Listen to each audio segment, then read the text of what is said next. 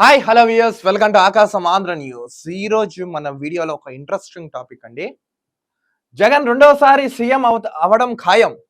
జగన్ రెండోసారి సీఎం అవడం ఖాయం. ఇది నేను చెప్పట్లే మాటండోయ్, ఇది నేను చెప్పట్లే, సజ్జల రామకృష్ణారెడ్డి చెప్తున్నాడు. అదేంటి, జగన్మోహన్ రెడ్డి గారు ఓడిపోతారని ప్రశాంత్ కిషోర్ గారు తెలిపారు కదా, మళ్ళీ సకల శాఖ మంత్రి సజ్జల రామకృష్ణారెడ్డి ఇలా ఎందుకు మాట్లాడతారు అనే డౌట్ మీకు రావచ్చు. స్కిప్ చేయకుండా ఈ వీడియోని చూడండి, క్లారిటీగా చెప్తాను.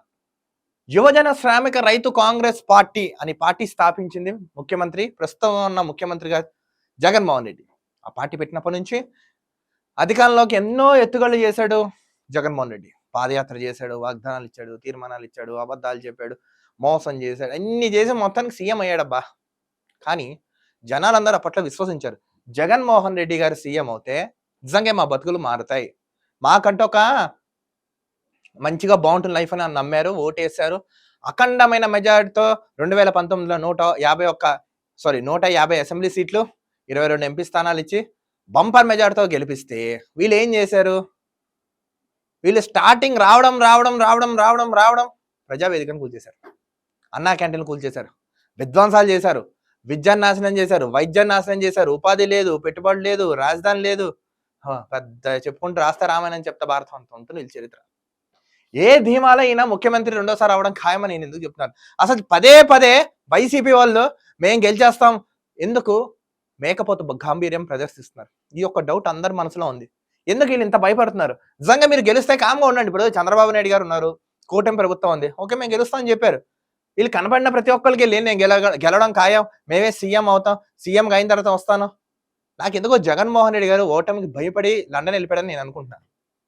నిన్న అనిల్ వెళ్ళిపోయాడంట, కొడాలి నాని కనపట్లేదంట, పేరు నాని కనపట్లేదంట, పిన్నెల్లి సోదరులు వెళ్ళిపోయారంట. సింహం తిరుగుతున్న ఇల్లు పిన్నెల్లి వాళ్ళు పిల్లిలా పారిపోయారు రాష్ట్రం విడిచి. ఏ ధీమాత అయినా రెండోసారి అవుతా? అసలు ఈయన ఏం అభివృద్ధి చేశాడబ్బా? ముందు దీనికి సమాధానం చెప్పండి. రెండోసారి సీఎం అవడం ఖాయమని ధీమాత చెప్తున్నారు కదా సకల శాఖ మంత్రి సజ్జల రామకృష్ణారెడ్డి గారు. ఒకసారి నేను సిపిఎస్ మేము ఇస్తామంటాం, మా వల్ల కాదు, మేము ఏదో ఉత్తిత వాగ్దానాలు చేసాం, మా వల్ల కావట్లేదు మీరే చెప్తారు. ఒకసారి మేము పులులం సింహాలం అని మళ్ళీ మీరే చెప్తారు. ఒకసారి మేము ఏం చేయలేమని మీరే చెప్తారు. ఏ ధీమాతో జనాలు మిమ్మల్ని నమ్ముతారు? అసలు రండి ఈయన ఏం మాట్లాడారో చూద్దాం.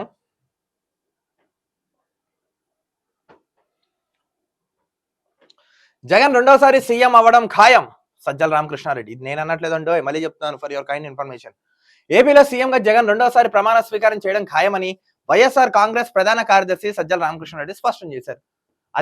అత్యధిక శాతం ఓటింగ్ జరగడం, గ్రామీణ ప్రాంతాల్లో పోలింగ్ జరిగిన సరళిని బట్టి శాస్త్రీయంగా సీఎం జగన్ మా పార్టీ విజయాన్ని అంచనా వేస్తారని తెలిపారు. ఆయన మాకు లభించే స్థానాలపై స్పెక్యులేషన్ ఖచ్చితంగా చేశారు. ఇప్పుడు వీళ్ళు ఏమనుకుంటున్నారంటే ఓటింగ్ భయంకరంగా ఆంధ్ర రాష్ట్రంలో నమోదైందండి. చరిత్రలో కనీ విని ఎరుగని రీతిలో అత్యధికంగా 87% భారతదేశంలోనే ఫస్ట్ టైం అంత పోలింగ్ నమోదైందంటే ఆంధ్ర రాష్ట్రంలో. వీళ్ళు ఏమనుకుంటున్నారు? వీళ్ళు మిమ్మల్ని గుద్దడానికి, ఓట్లు గుద్దడానికి విదేశాల నుంచి ఎవడైనా వస్తాడా? పక్క రాష్ట్రం వాడే రావడానికి గొప్ప. వీళ్ళు ఏమనుకుంటారు? వాళ్ళందరూ చీలకు ఓటేసారంటున్నారు. మీరు ఏం చేశారు అభివృద్ధి? దీనికి సమాధానం చెప్పండి. ఏ విధంగా మీరు అభివృద్ధి చేశారని జనాలు మీకు ఓటేస్తారు? సరే మీ స్ట్రాటజీలు మీకు కేఏ పాల్ కూడా అనుకుంటాను నేను ఎక్కేస్తాను, సీఎం అవుతానని. ఆయన ఏదో గతంలో చేశాడు కాబట్టి ఆయన చెప్పుకున్నదంటే అర్థం ఉంది. మీరేం చేశారు?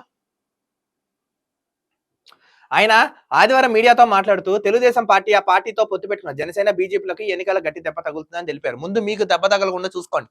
పక్కన విమర్శించే ముందర మన పరిస్థితి ఏంటో చూసుకోవాలని తెలియదా? బీజేపీ జనసేన టీడీపీని తిడుతున్నావే, నీ పార్టీ ఓడిపోతుందని సొంత చెల్లెన షర్మిల గారే తెలుపుతున్నారు కదా. టీడీపీకి విజయ అవకాశాలు లేనందువల్లనే మా పార్టీ కార్యకర్తలపై దాడులకు పాల్పడుతుందని తెలిపారు. సిగ్గు అనిపించట్లేదు? టీడీపీ వాళ్ళు దాడి చేశారా? ఆ వైసీపీ గోండాలు ఆ 420 గాళ్ళందరూ దాడి చేస్తే టీడీపీ వాళ్ళు దాడి చేశారా?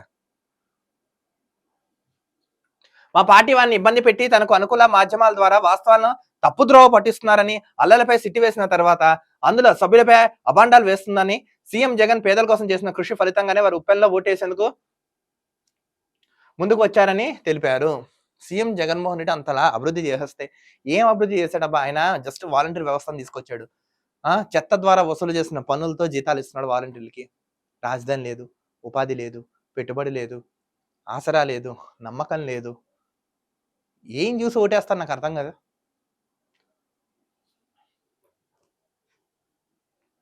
సీఎం జగన్ ఎన్నికల్లో ఒకటే విజ్ఞప్తి చేశారు. తనపై విశ్వసనీయత ఉంటే మీకు మంచి చేశాను అనుకుంటేనే ఓటు వేయమని అడిగారు.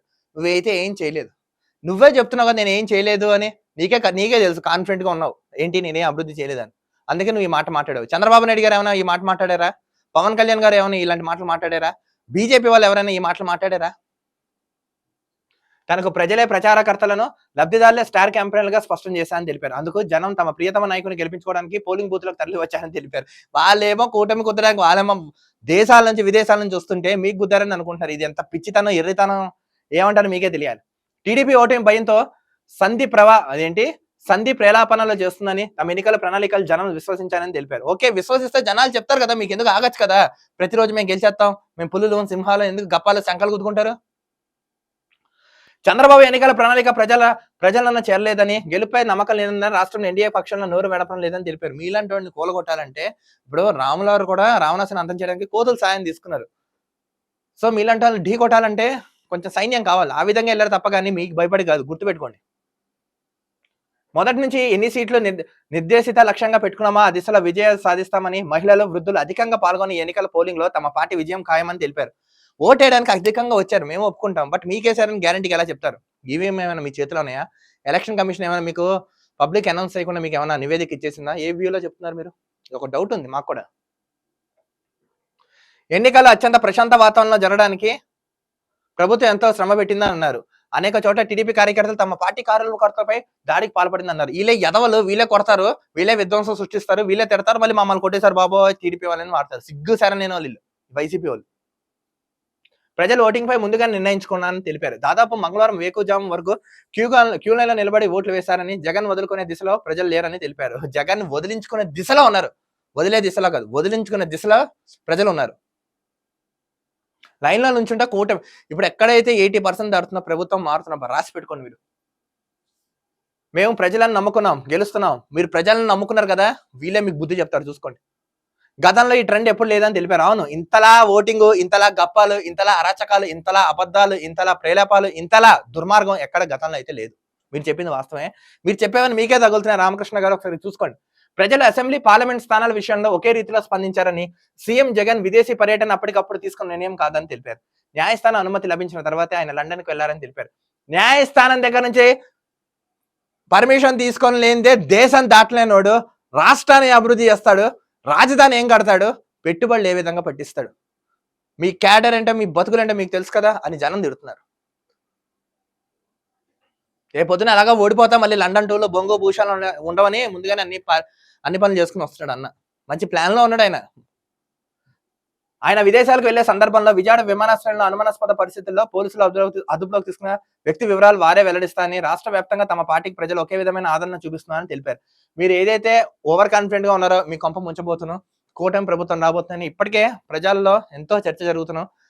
మీరు రెండోసారి సీఎం కాదు కదా, ఈసారి మీరు అసెంబ్లీలోకి వస్తే గొప్ప. మీరు సీఎం అవ్వడం ఖాయం. మేము సింహాలు, పులులు అంటున్నారు కదా, ఓవర్ యాక్షన్కి పోకండి, ఓవర్ యాక్టింగ్కి వెళ్ళిపోకండి, ఓవర్ కాన్ఫిడెన్స్ మాత్రం ఎట్టి పరిస్థితుల్లోకి వెళ్ళిపోకండి. ఇప్పుడు వీళ్ళు ఉన్నారు, నెగ్గుతా ఉన్నారు, ప్రజలు తీర్పిచ్చారంటే బస్ మేమే గెలుస్తాం, మేము మాత్రమే గెలుస్తాం, మా ద్వారా మేము గెలుస్తాం. పిచ్చి ఆపండి. ఇప్పుడే మీరు చేసిన పెంట, దరిద్రం, దుర్మార్గం, అరాచకం అసలు మొత్తం జనాల్లోకి వెళ్ళిపోయింది. ఇంకా వాక్కండి. అనవసరంగా రాష్ట్ర పరువుని గల్లీ పరువు తీసుకెళ్ళి ఢిల్లీలో తాకట్టు పెట్టారు కదా మీరు. చూద్దాం, June 4th రిజల్ట్ కౌంటింగ్ ఉంది కదా, ఎవరు గెలుస్తారో, ఎవరు గెలుపు ఓటములు ఏంటో June 4th మనం చూద్దాం, ఎవరు సీఎం అవ్వడం ఖాయం. అంతవరకు మీరు డప్పు కొట్టుకుంటూ ఉండండి. మేము కూడా విన్నట్టుగా మీకు కౌంటర్ ఇస్తూనే ఉంటాం. Let's watch and see. నేను అనుకోవడం ఈసారి కూటమి ప్రభుత్వం, ఆంధ్ర రాష్ట్రంలో ప్రభుత్వం ఫామ్ చేయబోతున్నాను. రాసి పెట్టుకోండి. మరో వీడియోతో కలుద్దాం. అంతవరకు చూస్తున్నాను ఆకాశం Andhra news. This is Dilip signing.